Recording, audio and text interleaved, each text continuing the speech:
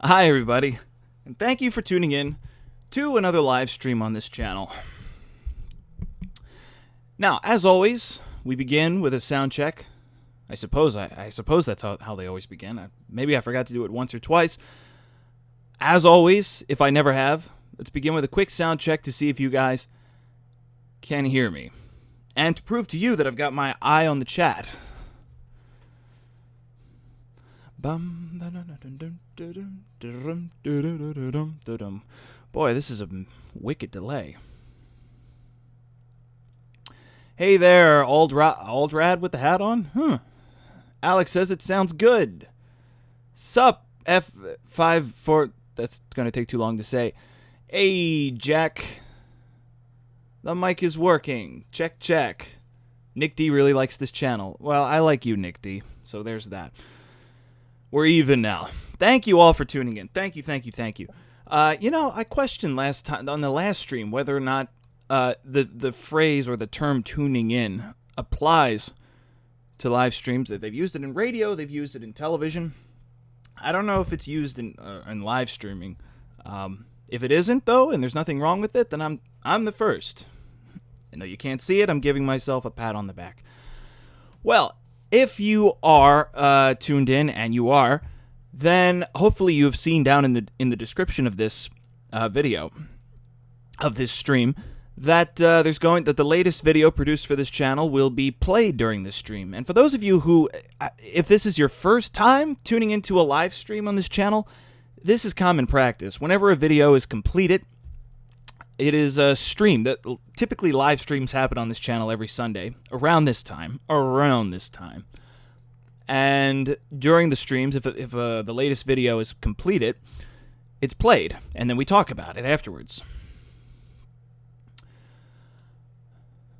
But before we start, let's spend a couple of minutes letting some more people stop by, because usually with these live streams, most of the people who tune in, they're not waiting around before it starts, and they don't show up right after it starts. They show up a few minutes in. I'm sure this has got to drive the people who watch this after the stream nuts,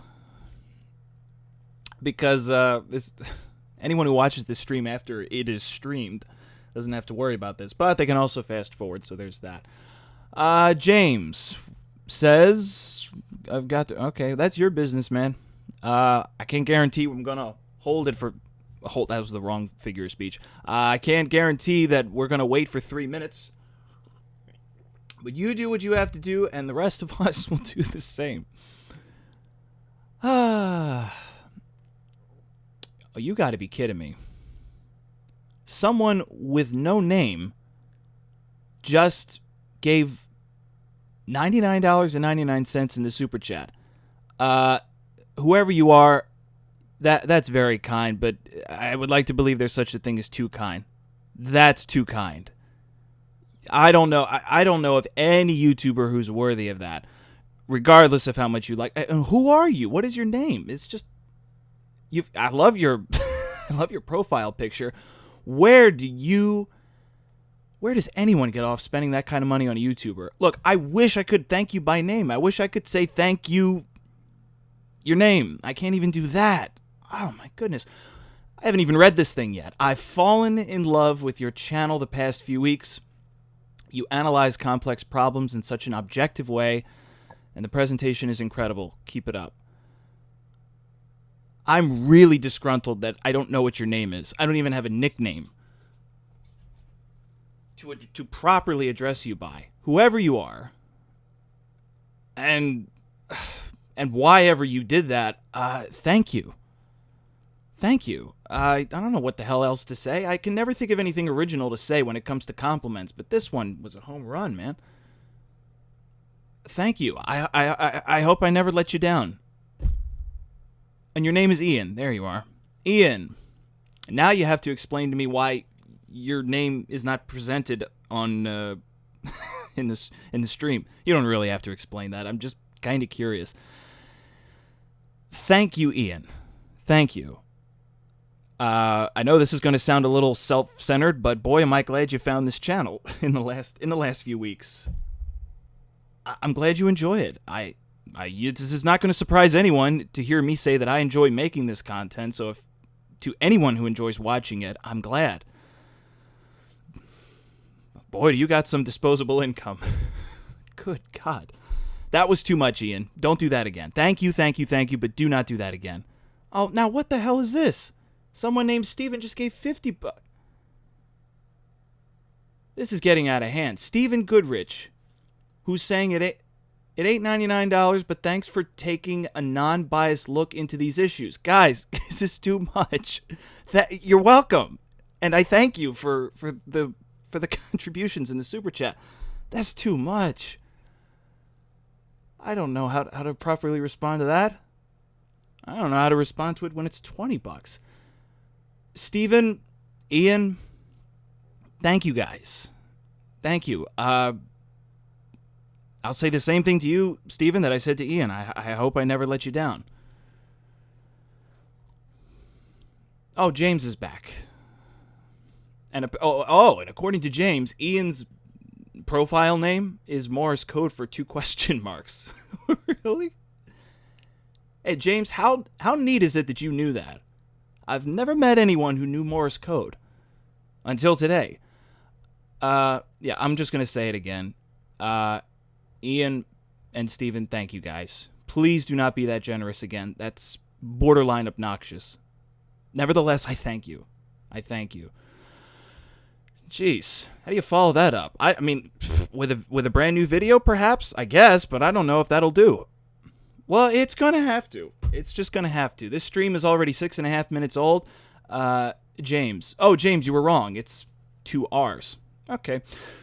Well, this is, like I said, this is just gonna have to top that. I've got nothing more to give you. But the latest video produced for this channel, it's about politicians in general. The example used is Elizabeth Warren. For those of you who follow the news and follow politics, you know who she is. You know that she's a Democrat running for president.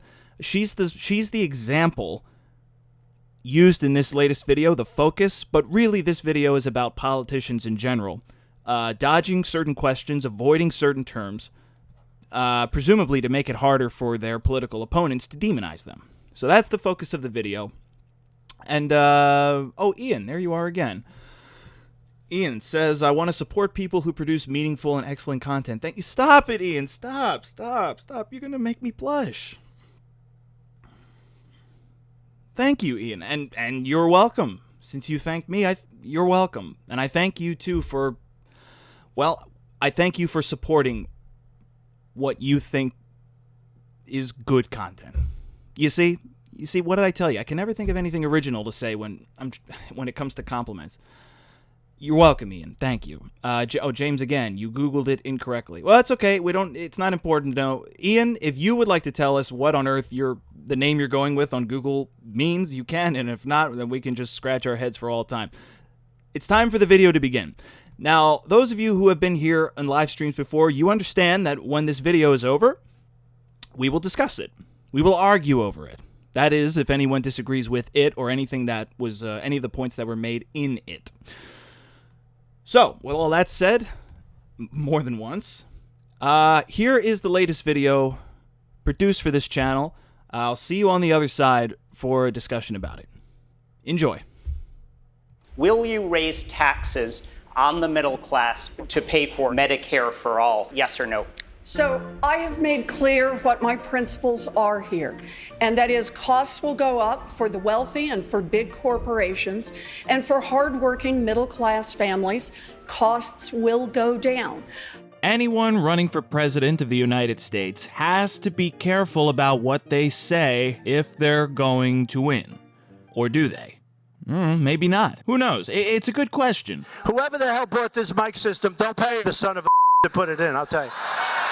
These people. No, this mic is terrible. Stupid mic keeps popping.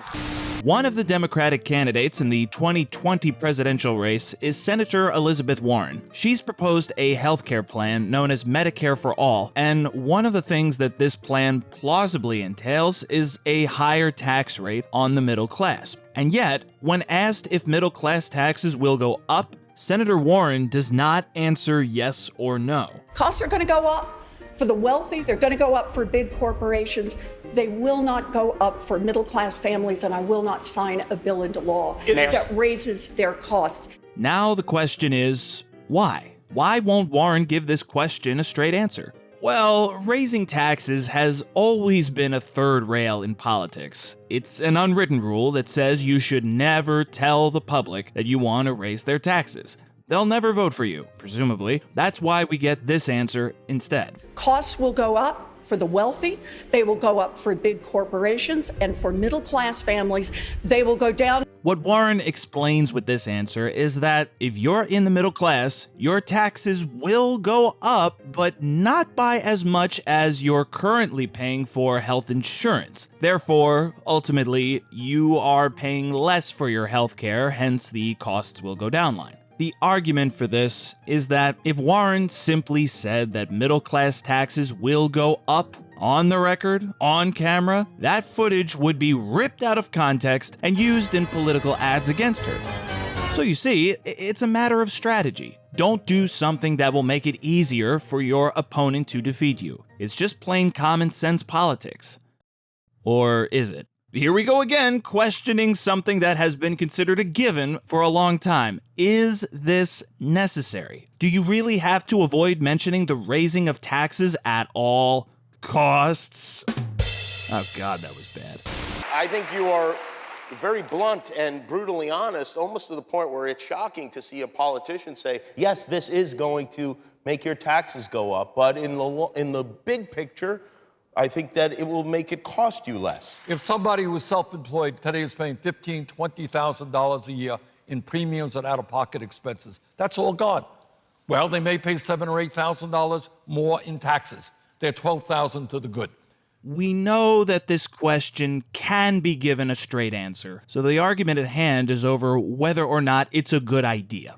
Well, it is a good idea insofar as you are not creating a self-inflicting soundbite. On the other hand, it's a bad idea in that it's not the most honest way to answer the question. And it's not hard to notice that either. Well, we heard it tonight. A yes or no question that didn't get a yes or no answer. I do think it is appropriate to acknowledge that taxes will go up. Well, Senator Warren, will way. you acknowledge what the senator just said about taxes going up? So my view on this and what I have committed to is costs will go down for hardworking middle-class families. At least Bernie's being honest here and saying how he's going to pay for this and that taxes are going to go up. I'm sorry, Elizabeth, but you have not said that. Since politics requires a good strategy, consider the following argument. Answering this question with a simple yes will render you vulnerable to being misrepresented by Republicans. But Republican voters are not likely to vote for a Democratic candidate in the first place. Whereas, dodging this question is likely to frustrate or patronize Democratic voters. People much more likely to vote for you, provided you don't insult their intelligence.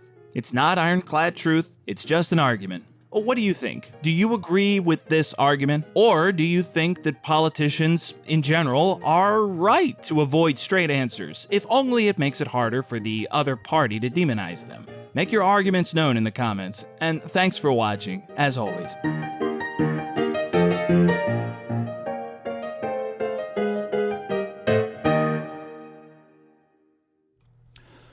Well, like I said, pre-recorded, thanks for watching. Well, but more than that, of course, thanks for tuning into this live stream, because now we can talk about it. Of course, first of all, I hope you enjoyed the video. I hope you think that the arguments were well made and that Elizabeth Warren wasn't treated too kindly or harshly.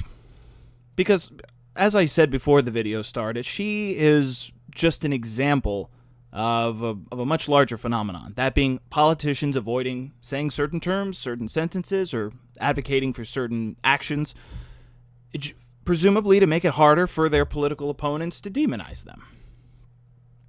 So that's what we're here to argue about. And we can use Elizabeth Warren and Medicare for All and raising taxes on the middle class as a focal point, as an example to talk about this. If you please, I've got nothing against that. Obviously, I use that as a focal point in the video. Okay, now, I'm going to keep my eye on the chat for as many good questions and comments and arguments as I can. However, if anyone comments in the super chat, you're guaranteed a reply. And it occurs to me that a couple people did before the video even started. Linda said, I'm strongly against the $15 minimum wage. Thank you for that. That's off topic, but I read it, so you got your money's worth, hopefully. James said, hoping to hear... I'm strongly against $15 minimum wage. Yeah, that's a whole different debate. We'll get around to that if we have the time, but I'm not betting on it. James said, hoping to hear a balanced and unbiased argument. Keep up the great work, too. Well, thank you, James. Ian explaining why he didn't want to use his real name. James said only idiots would use... Good one, James. And, well, what do you know? James again. James says, in quotes... only the rich and billionaires will pay more, end quote, is similar to Mexico will pay for the wall, close quote. In my opinion. Government always seems inefficient with money. Okay, I'm going to say it again. That's off topic. I have nothing against having these arguments in principle, but I'm hoping that we can keep this focused on the topic at hand, the topic of the video. And I appreciate your opinion, James, on that front, but the focus of this particular stream and what we're here to argue about is whether or not it's a good idea for politicians to avoid terms or dodge questions as a matter of strategy. As a matter of strategy, you know, in the case of Elizabeth Warren, not mentioning taxes, not saying the taxes will go up on the middle class, presumably to make it to avoid the creation of a soundbite that will be used against her. Is that a good idea? Is it a bad idea? Is that smart politics, or is it just disingenuous to the point that you're just harming your electability? Let's hear some arguments about that.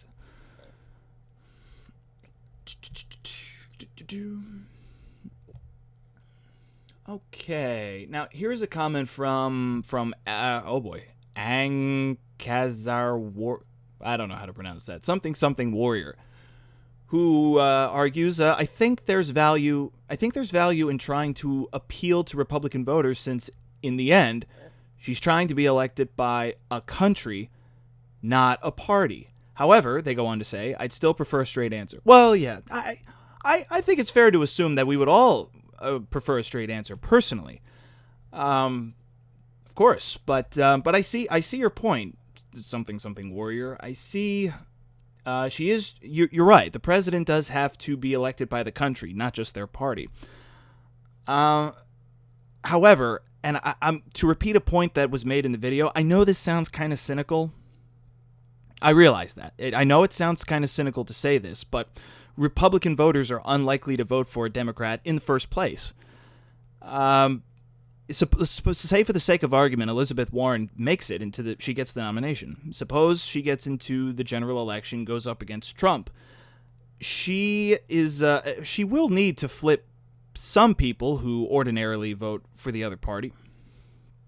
But at the same time, she also needs to turn out people who are registered with the Democratic. She needs to bring out Democratic voters.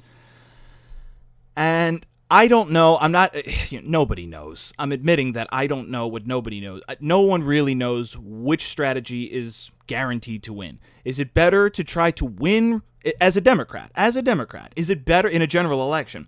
Is it better to try to win over Republican voters at the risk of alienating Democratic voters? Or is it better to appeal as strongly and as honestly as you can to Democratic voters, and the hell with how many Republican voters you alienate by doing so? I don't know. Donald Trump, when he ran for president in 2016, he stuck up for the right, and he didn't care if the left didn't like him, and it got him over the finish line. So by that one example, you could make the argument that Elizabeth Warren should try the opposite approach, but you know, that would be anecdotal. That would be based on an anecdote. Here we have a comment from James that was retracted. And I couldn't tell you why. Here's a comment. Here's an argument from, a question from Nick. Nick asks, should we look at the way questions are asked by the moderators? It comes across as the moderators are often looking for sound bites, not genuine answers. Well, it seems like the question that you asked is a rhetorical question. given how you followed it up. Of course, I'll try to answer it all the same. Should we look at the way that questions are asked by moderators? My answer is yes, but that's not really because of any particular reason. I would just say yes just because I think we should always question the way that the candidates are questioned. I didn't realize how I was going to sound until I said it. I'm going to say that again. Are you listening? I think we should always question the way the candidates are questioned. We should question the questions. That's right. And as a matter of principle, we don't need a particular reason. This is important. People who want to be the next president of the United States, that's important. Therefore, the moderators who question them during these debates are important as well, the way they question them. So, to answer your question, Nick, I answer your question with a yes, but as a matter of principle, not for any particular reason. As far as you're concerned that the moderators seem like they're looking for sound bites rather than genuine answers, I don't know if you'll agree with this or not, but I think that's a matter of opinion. I think that's just the way you or anyone else would feel about it or suspect about it. I don't know if you could actually prove that. Because, I'll demonstrate what I mean. You can make an argument both ways. When someone asks Elizabeth Warren, will you raise middle-class taxes to pay for Medicare for all, yes or no, you could argue that they ask the question, they frame the question that way because they want a snappy answer that they can slip into numerous pieces that they do about her. You could make that argument. You can make the argument they're setting her up to just say 1 or 2 or 3 or 4 words that will be used against her. On the other hand, you could argue that they want a straight answer so that the voters have a straight answer, so that the voters know. I mean, if I don't know, probably not everyone listening to this live stream is an American citizen. I'm only speaking to American citizens. You ought to know as much as you can about these candidates. And so when they're asked a straightforward question and they're asked for a straight answer, you can argue that they're being set up to fail or set up to stick their foot in their mouth, but you could also make the argument that this is for our sake. This is for the benefit of the voters to hear what their answer is or their lack of answer. And the nice thing about politicians, even when they dodge questions, the voters still gain something from that. It's true. If a politician is asked a question and they give it a straight answer, then you have a straight answer. If they don't give a straight answer, then you still learn something about them. You learn that they don't want to give that particular question a straight answer, and you can proceed to wonder why. Anyway, Nick, I hope that answers your question. I like that question, rhetorical or not. Thanks for asking it. Now, next up we have Steven again. Steven says, I personally feel as though the strategy of avoiding terms works better for a company. But that it comes across as dodgy when a politician does it. You know, that's a fascinating point. And I didn't see that coming. I didn't see that coming a mile away. Avoiding terms is a better strategy for a company, for a corporation, for somebody in advertising, perhaps, or a salesman, but not for a politician. I think I agree with that. But I don't know why. I don't think I could explain why I agree with that. I don't know, Steven, you got me. Now I personally feel that way too.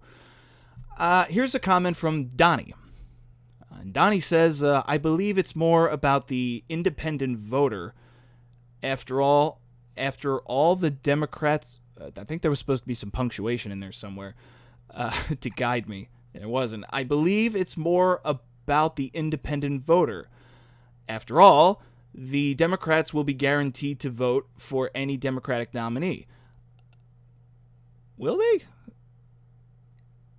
The Democrats are guaranteed to vote for any Democratic nominee? No, they're not. I'm sorry to just flatly disagree with you, Donnie, but it is possible for someone who's a registered Democrat to vote for a Republican and vice versa. It's possible for Republicans to vote for a Democrat. That happened in 2016. There were a lot of Republicans who didn't like Trump. They voted for Clinton.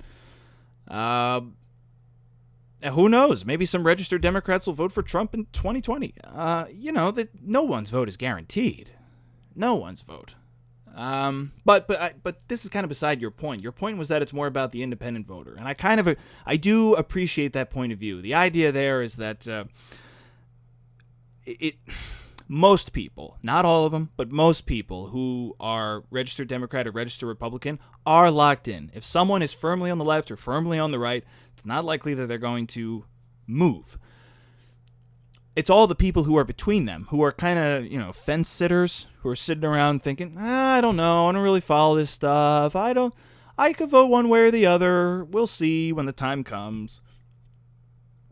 I can appreciate anyone who would argue that those are the voters you really need to work hard to win over.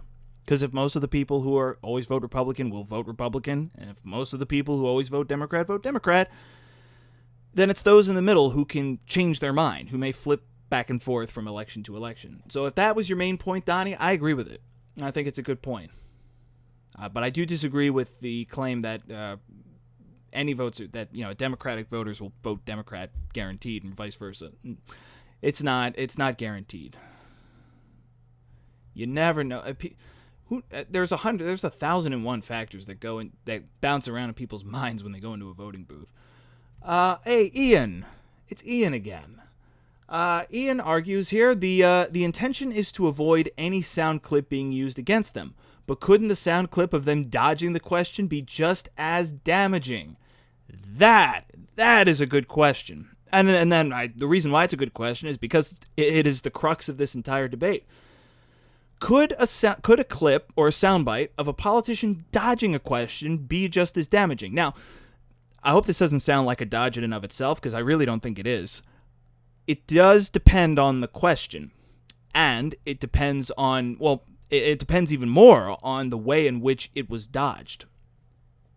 Somebody could easily defend Elizabeth Warren. Someone could easily say, when Elizabeth Warren says costs will go down for the middle class, what she's really saying is that middle class taxes will go up, but not by as much as health insurance costs. So if you can make that argument that maybe that clip of her dancing around the question is not so damaging, but nevertheless, this question is the crux of this issue. I'm going to read what Ian said again. Ian says the intention is to avoid any sound clip being used against them, but couldn't the sound clip of them dodging the question be just as damaging? Needless to say, if the answer is yes, they might as well give it a straight answer. Good question, Ian. Now, here's a comment from David. And David says, I feel as if politicians have more talking points than policy plans. Man, you're not alone. You're not alone. Now, he goes on to say, now that's just my possibly uninformed opinion, but I'd still like to discuss it. Well, lead the way, David. You already have. Politicians seem to have more talking points than policy plans. Yeah, well, I don't know. I mean, at the end of the day, how do you prove that? The only way you could is if you tallied up every single one of their talking points and then tallied up every single one of their policy plans.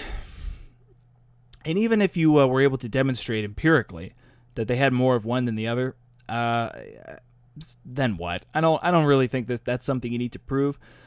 I think that that's just a perfectly reasonable sentiment. Again, I don't think you need to prove that. I think that's just a sentiment. A nice point of view to have. It does seem as though politicians have more to say than they actually have to do. But hey, if that seems like something that's been true since the beginning of time, could we complain about it? I suppose so. But at the same time, we don't have to. We could just let it slide and, tip our head to one side and shrug and go, well, that's just the way they are. What's really important is what they say and what they do with their power. And just as a side note, David, the nice thing about opinions is they don't have to be informed. You know what? As soon as I said that, I didn't like the way that sounded. The nice thing about opinions, it's actually the opposite. The opposite of nice is that opinions don't have to be informed. It's actually a terrible fun fact. But it's nice for the person who has the opinion. Okay, Moving on. James again says, sound clips of dodging are longer and less effective. Oh, okay. Did you hear that, Ian? That's something of a rebuttal for you. I mean, it's a good point. If someone, I mean, this case with Elizabeth Warren and Medicare for All is a great example of this. She was asked a yes or no question, and she responded by saying, rather, she did not respond by saying yes or no, which would have been a one-word response.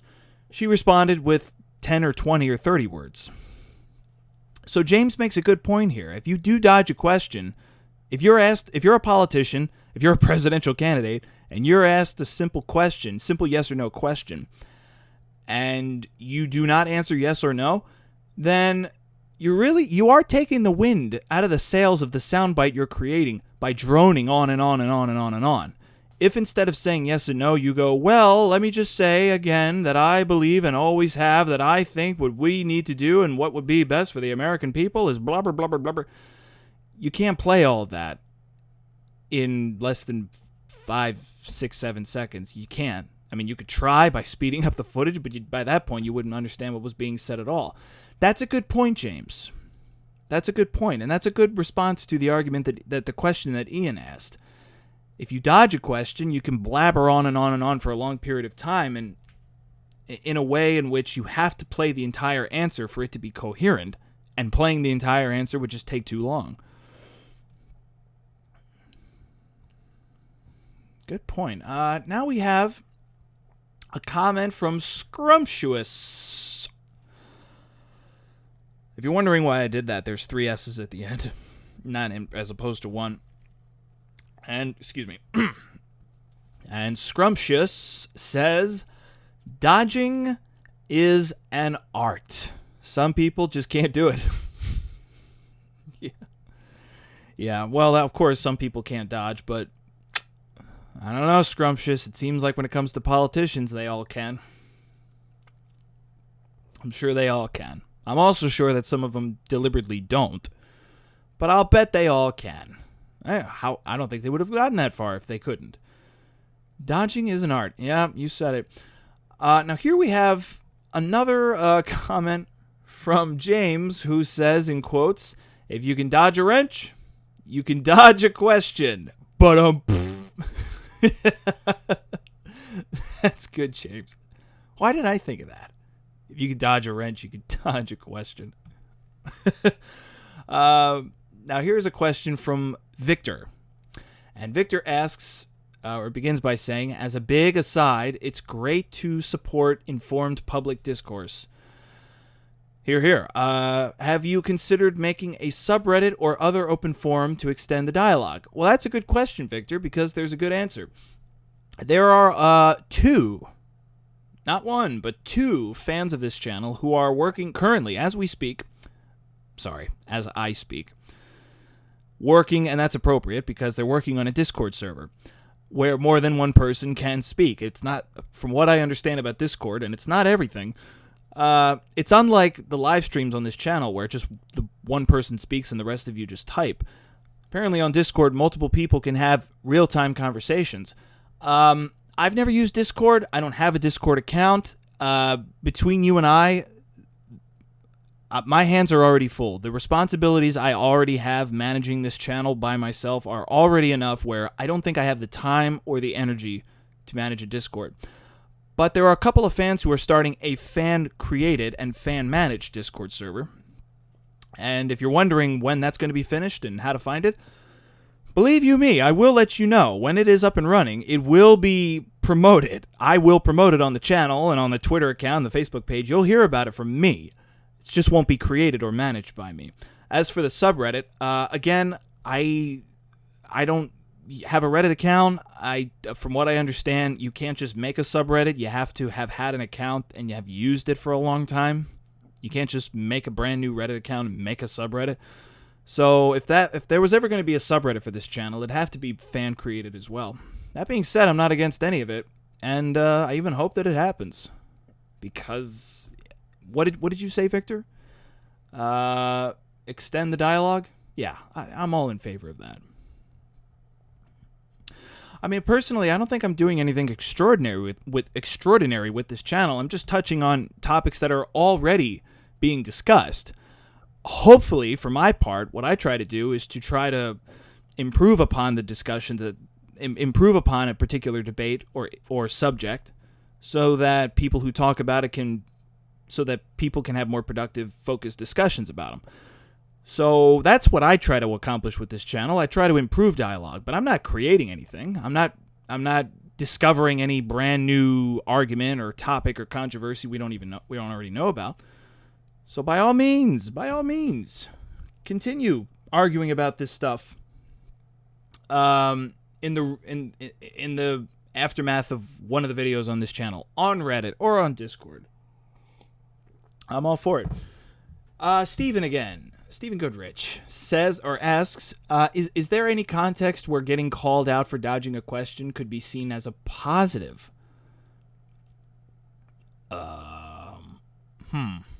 Good question. Well, I got to think about that. Is there any context where getting called out for dodging a question could be seen as a positive for the person who got called out? I don't know. I don't think so. I mean, no, I don't think so, because I think if someone gets called out for dodging a question, look, we got to get back to the voters. The American people, as politicians like to say. If I may, it is my opinion, my belief, that the American people would prefer to hear their representatives, or the people who want to be their representatives, be honest and straightforward. So if a politician gets called out for dodging a question, it can only make the people who are calling them out look good. If Elizabeth Warren dodges a question, one of the other Democratic candidates say, you're not answering the question, or if she gets into the general election and dodges a question and Trump says, she's not answering the question. She's not answering, fake answer. So fake.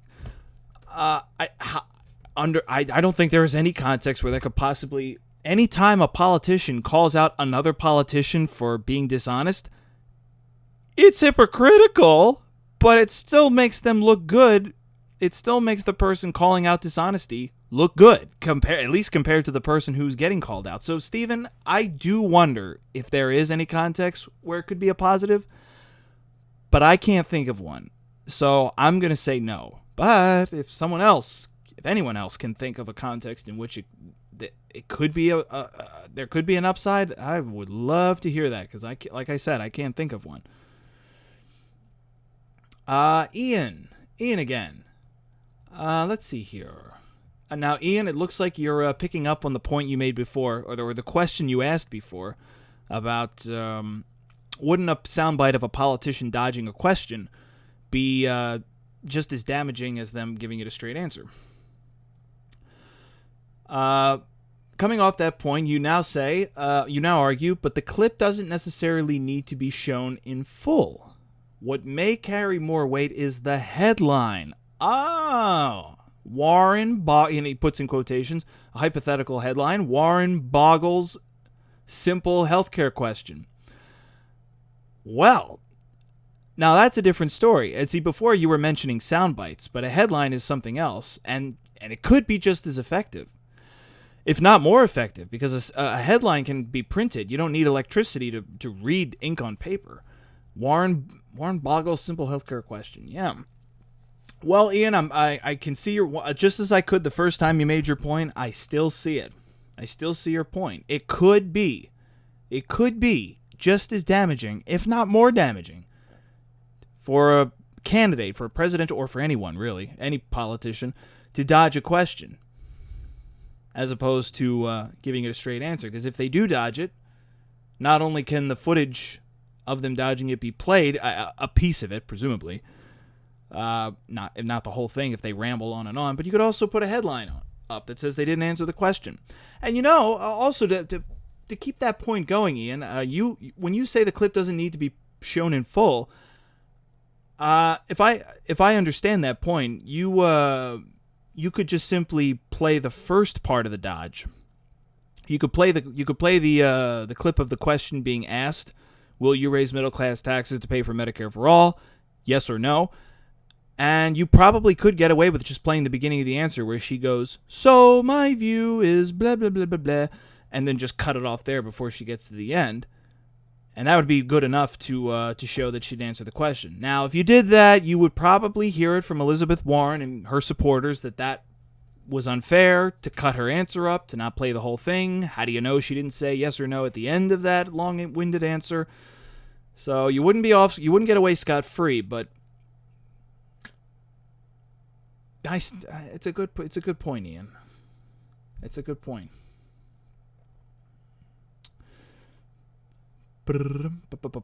David again. David says, if the question was defamatory, I'd assume. What? What are you talking about? Oh, David, you're responding to the question asked by Steven. Is there any context where getting called out for dodging a question could be seen as a positive? And you say if the question was defamatory. That's a good point. That's a pretty good point. I'm kind of curious as to how someone could defame someone's character in a question. I guess if it's a loaded question, like how often do you beat your wife? Maybe then dodging. Although I don't know. Now that I think about it, maybe that wasn't a good example. If somebody asks you how often you beat your wife and you dodge that question, that's not a good look. That makes you look like you do, and you do it often. Okay, bad example. Okay, you know what? Now, on second thought, David, I'll give you that point depending on the question. Depending on the defamatory question. Yeah. Wow, this is all... I love it when this happens. And this happens almost every single time I host one of these live streams. I go into it with a firm understanding of the topic at hand, and of course I've thought about it before going into the live stream, but somebody will always say something that I just hadn't considered. And for the sake of this stream, it's awkward because I'm the only person speaking. So if I sit here in silence going, then nothing's happening. So that's kind of awkward. But nevertheless, I love it. I love going into these things and picking up perspectives that I would have never come up with on my own. All right. Sorry, I'm babbling now. James. Once again, comments saying, I think Americans just want honesty, even if it's wrong. Well, James, are you basing that in any part whatsoever on the election of Donald Trump? I don't mean to project. I don't know whether or not you are, and it doesn't matter. It's just the first thing that came into my mind. So I was projecting. And I'm apologizing because I didn't mean to. I think there's truth to that. I really do. I think if a politician just goes out there and seems like they're being honest and shooting from the hip and saying whatever they want, that could be more valuable to the voters than whether or not they say something that's factually incorrect. Could be the case. And Trump's election could support that case. Doesn't prove it, but it does support it.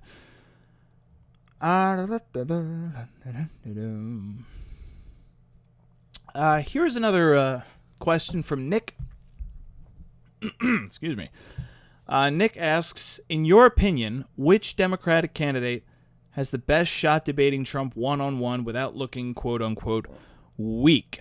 And I personally appreciate the way you frame that question, Nick, because that seemed to be where he thrived, at least in the Republican primary when he was running for the nomination. He seemed to make the other fellows on the stage seem weak by comparison, especially Jeb Bush, who he coined as low energy. God, that was funny. That was quite a show, the last Republican primary. It's almost a shame that there's not going to be another Republican primary this time around, because the current president running for re-election is a Republican. That's a shame. I really do miss the last Republican primaries. Anyway, Nick, I appreciate the way you frame that, because that's what people are going to think and to say. Donald Trump, for all of his faults, he's really good at working a room, and he's really good at selling an impression or a feeling. So your question, Nick, is which Democratic candidate has the best shot debating Trump one-on-one without looking weak? By the way, I appreciate your last answer. Well, thank you for saying that, and you're welcome. Well, let me remind you, this is a matter of opinion. I'm not convinced that...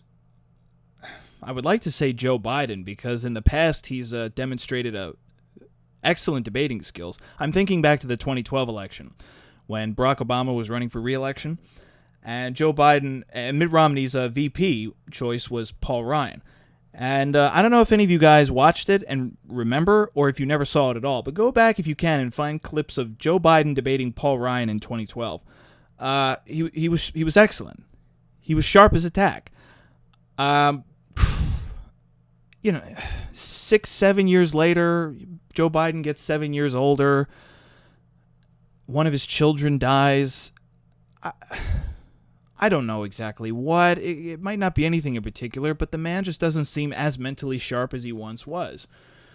And it's just what the Democrats need, It's just what the Democrats need to have someone like Joe Biden in the general election on the debate stage next to Trump. Trump is firing off sentence after sentence after sentence, quickly, loudly, passionately, and Joe Biden is sort of muttering and stumbling over his own words. That's just what the Democrats need. If it was 2016 or 2012 or 2008, I'd say Joe Biden would be a great debater. Not to say whether or not he should or would win, just to say, the question is who would be the best debating Trump. I would say Joe Biden in previous elections, but I'm not so sure in this one. I would like to see what I wanted to see in the last election, and that was Bernie Sanders. I think Bernie Sanders is the most capable person to debate Donald Trump, not just because he's firm in where he stands politically, but also he's also firm in how he presents his point of view rhetorically. Bernie Sanders can be loud. Bernie Sanders can be passionate. He can be uncompromising. And if you want to know who's best to take on Donald Trump, I would say it's somebody with similar character traits that Trump has. When it comes to oratory, when it comes to rhetoric, when it comes to public speaking, put somebody up against him who has the same talents. And so just from a superficial point of view, forget policy. Just from a rhetorical point of view, I think that Bernie Sanders is the best opponent for Donald Trump. Now, the Democrats had a chance to nominate him last time. Apparently they didn't want to, so it's unlikely they'd want to do it this time. Who knows? Who knows who's going to get the nomination? I'm not predicting. I'm just going to answer this question by saying that I think Bernie would be the best, the most ideal opponent for Donald Trump to debate in a general election. And again, I think that's to say nothing about politics. Of course, there's plenty to say about politics as well, but if you were to say nothing about politics, rhetorically, as far as oratory goes, yeah, put Bernie up against Trump. Let's see what happens. All right, good question, man. James says, James is promoting a comment in the pleb chat. A comment from Nicholas Hudson. Nicholas Hudson, politician. Is that really his name?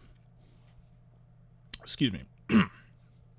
Nicholas Hudson says, I think I support good stuff, not bad stuff. Good one. Also, he goes on to say, also, my fiance would be mad if she saw my bills with YouTube. Oh, James, I'm only going to tell you this once, man. I'm only going to tell you this once. Do not, I repeat, no, I'm not going to repeat. I just said I'm only saying it once. Do not do anything that will make your fiance mad. This is a very precarious position she's in right now. She already agreed to spend the rest of her life with you, but she isn't tied down yet. Don't make her mad. Yes, I'll miss seeing you in the super chat, but it's for the best. Bradley, here's a question. Out of topic? I think you meant off topic. It doesn't matter. I get what you meant. Bradley says, out of topic, but do you read any philosophy? Not really, no. But I wish I did, because I think I should. And I think I'd like it. You like that? 3 answers for 1 question. I deserve a raise. Good question, Bradley. And yeah, it was off topic, but that's okay. Now, here is a comment from Susan Boots. I'm going to say that again just because I want to. Susan Boots. One more time. That was really fun. Susan Boots. Susan Boots. How many of you are saying Susan Boots out loud right now? I can't hear you, but I know you're doing it. Susan Boots. Susan Boots. Why is that so much fun to say? Okay, I'm sorry. And look, there's nothing to say because she didn't use any words. She just used a bunch of A-OK emojis. And I thank you for the £2. Shout out to Across the Pond. And just for the heck of it, here's a quick shout out to everyone listening to this live stream who is across the pond. In Europe, it's pretty late where you are. Maybe you should be getting to bed. You could be going to bed, but instead you stayed up to join us, all the rest of us over here in the States, and I certainly appreciate it. The rest of us appreciate it too. Susan Boots. Susan Boots. That's catchy. I don't know. It just is. I don't know. Another comment from Ian, who begins by saying, off topic. Have you ever thought about making a video on the media's connection to politics, particularly partisan media outlets? Well, I'm not going to say the thought never crossed my mind, but Ian, that's a good question. If I don't ever make that video, it would be because I don't know if I could think of anything useful to say. I really don't. What could I possibly say about this that's productive? Some media outlets are rooting for Team A, and these outlets root for Team B, and therefore they're biased, and they're giving people a skewed impression of politics. They're not being objective. I mean, the only things I can think to say, I follow up in my head with, yeah, no duh. It's just not a very fascinating topic in that respect. Now, maybe there is a fascinating way to talk about that I'm just not aware of. It's not occurring to me. It's a good question, Ian, and I have thought about making a video. How did you word that? On the media's connection to politics, particularly partisan media. On the media's connection to politics. Well, it is what it is. They're rooting. They're rooting for a team. They're treating it like a sport. They're rooting for one team and they're rooting against the other team, and they're willing to twist or omit facts for the benefit of one team at the detriment of the other. What can we do about it? The only thing we can do about it, and this ought to be good enough, is to just be aware of it. And some people don't care. You must understand, I'm not happy about it either, but some people don't care. Some people want to root for a team. Some people, they want to pick a side. They're very tribal about politics. They pick a side, and in picking that side, they don't want to ever have to address or answer for anything about their side that they don't like. So they're more than happy to tune into a partisan media outlet because that's what they want. You know, it's too bad. We can't do anything about what other people want. If somebody wants to eat chocolate cake every day, we can tell them that's not good for you, but if that's what they want, they're going to eat it. And if that drives them to an early grave, it's their fate. But this is particularly aggravating because we live in a democracy. It's funny how one's attitude toward democracy can change depending on which voters you're thinking of. Oh, by the way, for anyone who's thinking about telling me it's a republic, 2 things. One, I know politicians are elected in a way which is indirectly democratic, not directly. And also, there's a video on this channel that addresses that argument called America is a Democracy. If you haven't seen it, check it out. It's one of my personal favorites. And we're getting back on topic. But thanks for the question, Ian. Now, here's a question from Majestic Satire. I love that name. Who asks, you need a raise? Here's your raise. Thank you, Majestic Satire. I'll say it again. That's a great name. I love it. Here's your raise. Thanks a lot. Thank you. Genuinely, thank you. Duncan Wood says, 6 facts about U.S. political independence by PRC shows independents are rarely swing voters. Oh, interesting. Independents are rarely swing voters, but dodging the question could also hurt your turnout. Well, what do you know? Well, there you go. To all 306 of you who are... Oh, never mind. 305. To all 305 of you, if you're interested in pursuing that, there you go. 6 facts about U.S. political independence by PRC. Check it out. I certainly will. I want to find out more about that. Can't do it now, of course, but I will soon. Thank you, Duncan, for promoting that. Here's a question. Oh, before we go any further, this stream is 5 minutes short of being an hour long. And while the streams on this channel are never less than an hour long, if I have my way, they never go much further than an hour. So just so you know, we're going to start wrapping things up soon.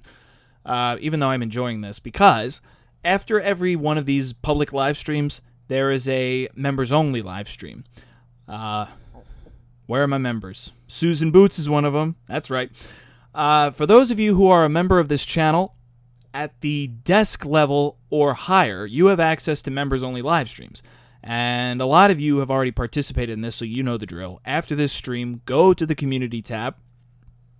On the channel page, there'll be a link available to a private live stream that only desk or cubicle level members can access. And we can continue this conversation with far fewer people, which means you can, obviously, if you're there, it's much more likely that what you say will be heard and it won't cost you anything, and more people can directly address each other. The members, that is. I guess this is as good a time as any to advertise that. For those of you who don't know, you can be a member of this channel. There's a join button right next to the subscribe button, or you can be a member for a certain number of dollars a month, and you get certain perks depending on which level you choose. If you're at a desk level or the cubicle level, you have access to members-only live streams, and one will start right after this one. Okay. Back to what John said. John asks, do you think Warren's dodging of this question is getting so much attention that it's let Bernie off the hook for saying he would raise taxes? Well, yeah, perhaps, yeah, I guess. I mean, it's kind of funny. If everything is potentially a distraction from everything else. But I'm not really sure. I mean... John, to your point, I would say yes, but that's temporary, of course. Yes, Warren dodging this question is drawing attention away from Bernie, but I don't think he's off the hook, especially not if he becomes the nominee. If Bernie Sanders becomes the Democratic nominee, then there aren't going to be any other Democratic candidates to distract from what he wants to do. So, yeah, I would say it's distracting from Bernie. No, I don't think he's off the hook. Eventually, he will be on the hook if he's the nominee anyway. Good question, though. Yeah, everything is a distraction. Everything is distracting from something else. Nick asks a personal question. 2 of them, actually. Did you attend college and what did you study? Nick, I don't know if you've ever heard me say this. A lot of people who are subscribed to this channel and who have participated in these live streams have heard this before. Please do not ask personal questions. My role is to host a discussion or debate about a particular topic, and I make videos about those topics. But I'm not here to talk about my personal life or my background. I'll humor your first question and say yes, but that's as much as you're getting out of me. I want you to know, Nick, that I'm going to keep your eye out. I'm going to keep my eye out for your name if you comment again in the pleb chat. Just kind of give you your money's worth. You don't have to pay again. I'll keep my eye out for you in the regular chat, and if you ask another question in it, I'll find it, if I hope to find it, and address it, just because I didn't give your other questions an answer. James, the guy with the fiancé who would be mad if she saw his bills, how much he spends here, says, consider joining so you can join us later, everyone. Thank you, James. Yeah, by all means, if anyone wants to continue this conversation and with like 10 or 12 other people and me, of course, then yeah, by all means, join. I believe to join at the desk level is $4.99 a month. And other perks include that your name will be green in these chats rather than gray, and you'll get a something next to your name, a post-it note or a note card or a bulletin board or something like that. I forget which ones are what. I set it up, and I can't remember I think a ripped piece of paper shows up next to your name. Initially.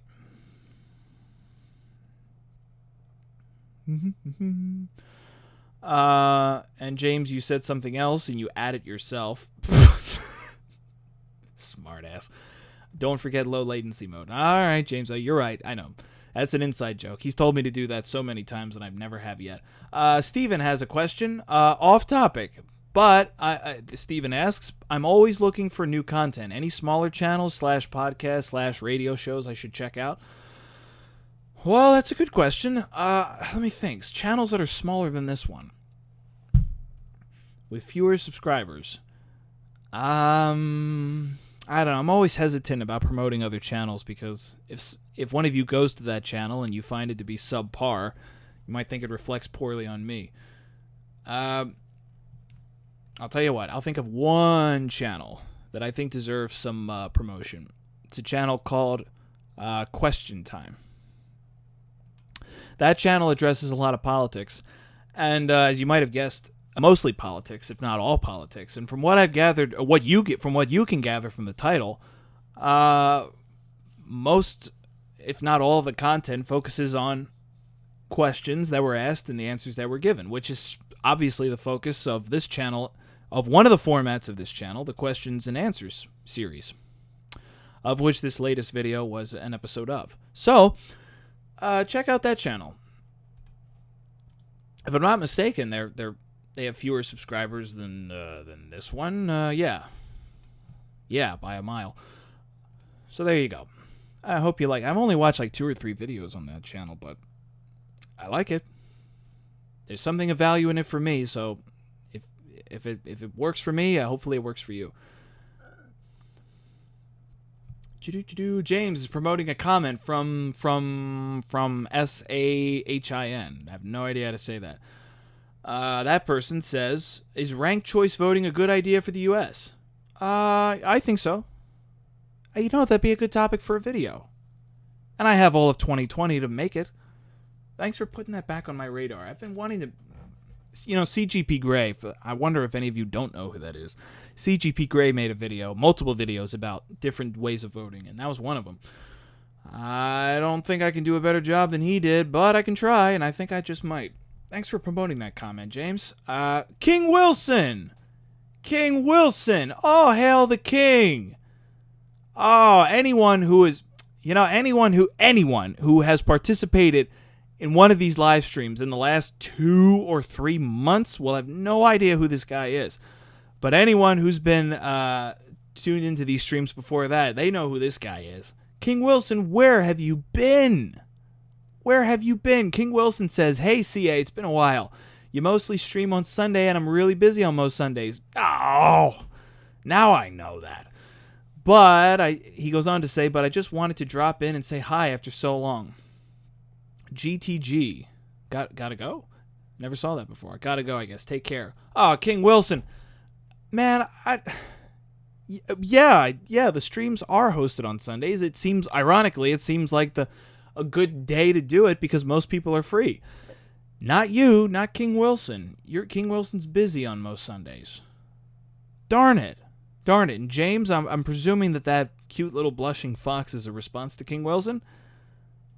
It better be. Man, I miss King Wilson so much.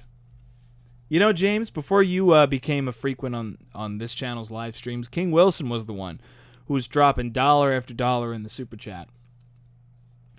All hail the king. All hail King Wilson, king of the plebs. God, I miss that guy. Come on, everyone, say it. All hail King Wilson, king of the plebs. I hope he can make it to some of these in the future. All right, I said I was going to wrap this thing up 10 minutes ago. Fat chance. Nick says, I'm sorry, didn't mean to cross the line. Oh, it's okay, Nick. It's okay. You didn't have to spend any more money. It's fine. I'm sorry, didn't mean to cross the line. I really appreciate your work. Keep it up. Oh, Nick, thank you. Thank you.